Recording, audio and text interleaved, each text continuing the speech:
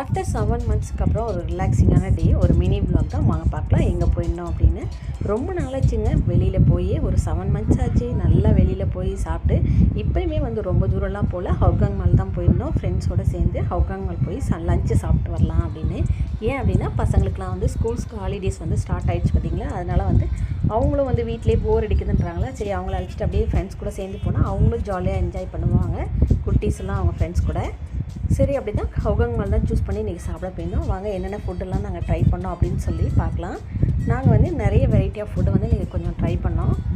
Chicken fried rice, egg fried rice, இந்த கொரியனோட chicken hot பாட் plate, லக்ஸா, noodles, அந்த மாதிரி நமக்கு கொஞ்சம் ஃபெமிலியரான உள்ள ஃபுட்டாகவே ட்ரை பண்ணோம். எல்லாமே ரொம்ப சூப்பராக இருந்துச்சு. சரி இதோட நிறுத்தக்கூடாது அப்படின்னு சொல்லிட்டு நாங்கள் பாவு இருக்குது இல்லையா, ரெட் பீன் பாவு, அது ட்ரை பண்ணியிருந்தோம். அப்புறம் சிக்கன் டம்ப்ளிங், ஸ்ப்ரிங் ரோல்லாம் வீடியோ எடுக்க முடியல, நிறைய நல்லா சாப்பிட்டுட்டு நல்லா ரிலாக்ஸ்டாக வந்திருந்தோம்.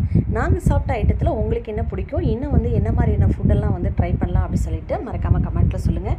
வீடியோ பிடிச்சிருக்குன்னா லைக் பண்ணுங்கள், கமெண்ட் பண்ணுங்கள், மறக்காமல் நம்மளோட சேனலை சப்ஸ்கிரைப் பண்ணிக்கோங்க.